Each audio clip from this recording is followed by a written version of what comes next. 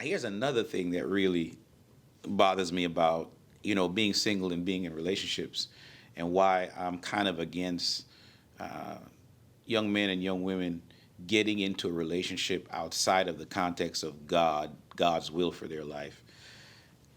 It's so unfair. It's unfair to the sisters because here's how we are a lot of time in Pentecost. We won't admit it, but this is reality.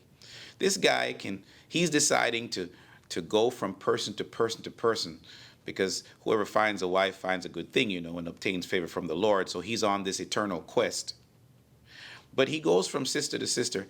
Now, a sister is not able to do the same thing. She'd be stigmatized. She would be looked down on. Folks would have a big problem with a sister doing that. But we kind of feel all right we kind of just gloss over men going from woman to woman to woman. It's not fair. Here's what should happen. Everything should be done decently and in order.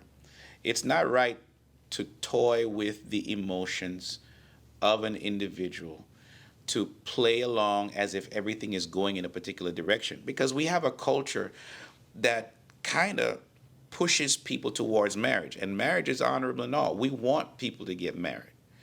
But if men are going from relationship to relationship to relationship, they leave a trail of broken hearts behind. We shouldn't excuse that.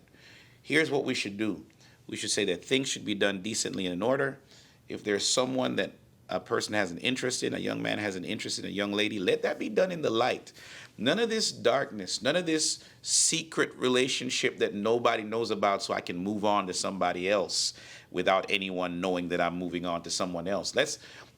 Let's have everyone at the table knowing what's going on, so that we can have a real conversation about it with some pastoral guidance, because you don't want to do that on your own.